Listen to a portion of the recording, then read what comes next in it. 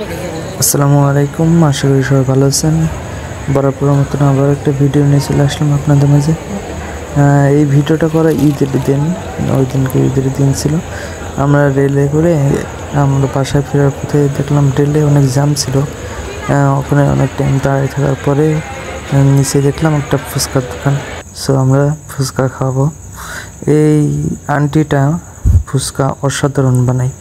আগের থেকে বলে দিই, কারণ ফুচকা এই আন্টিটা খেয়ে যে পরিমাণ স্বাদ পাইছি, অসাধারণ, একদম বাংলাদেশে ফিল।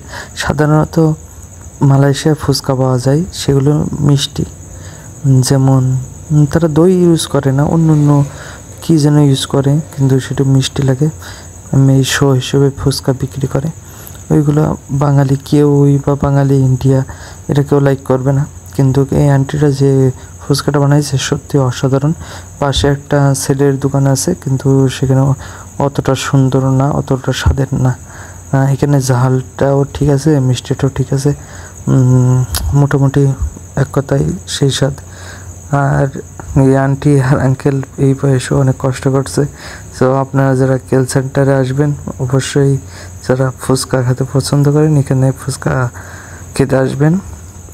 এখানে শুধু ফুচকা না, অন্য অন্য মিঠাইও বেচছে, যেমন লাড্ডু, রসগোল্লা, জিলেপি, সন্দেশ, আরও অনেক কিছু আছে। বড় বড় মিষ্টিও দেখলাম। আর এই যে কেল সেন্টারে যে রেল স্টেশন, এই রেল স্টেশনে একদম নিচে এটা, ট্রেন থেকে নেমে নিচে লবিতে আসলে আপনারা পাবেন এটা, রোডের সাথেই কেল সেন্টার। এখান থেকে ফুচকা খাইছিলাম, অনেক সুন্দর। আসলে কি বলবো, আমি এতটা প্রশংসা করি না, কিন্তু আমার মনের মতন ফুচকা খাইছি। আমি অনেক জায়গায়, বিভিন্ন জায়গায় আমি ফুচকা অথবা চটপটি এগুলো পাইলে আমি খাই, কিন্তু ফুচকার চেয়ে আমি চটপটিটা বেশি পছন্দ করি।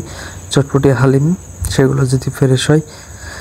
আর এখানে দেখেন মিষ্টির ভান্ডার, এটা একটা ছেলে, এনেও ইন্ডিয়ার একজন, কিন্তু এটা অতটা স্বাদের না। আমি অনেকক্ষণ ধরে এখানে দাঁড়িয়েছিলাম, দেখলাম যে কোনটা খাবো ভাবছিলাম, তারপরে দেখলাম যে দুইটা ভাইয়া এখান থেকে খাচ্ছে, কিন্তু আমার পছন্দ হলো না, কারণ তার ভিতরে যেন চানাচুর দিচ্ছে, ভাজা যারে বলে ভুজিয়া, ওইটা দিচ্ছে। আর ওই আন্টির পাশে যে আন্টিটা বানাচ্ছিল, সেখানে আলু টালু দিয়ে একদম বাংলাদেশের বা ইন্ডিয়ার যেরকম একদম ঠিক সেরকমভাবে বানাচ্ছিল। এই ভাইয়াটাও বানায় সুন্দর। আসলে আমি মিষ্টি পছন্দ করি না, তো এই জন্য আর কি। আর এখানে দেখেন কত পরিমাণ মিষ্টি রয়েছে। এটা কেল সেন্টার, আর বারবার বলছি যে কেল সেন্টারে যে এয়ারটেল লাইন আছে নিচে পাশে 7-11-এর সামনে এটা বিক্রি করে। সো মিষ্টিগুলো অনেক অনেক মিষ্টি আমরা নিয়েছি, যে বাসায় যে খাবো। এখানে দামটাও কম আছে, দামটা তেমন একটা না যে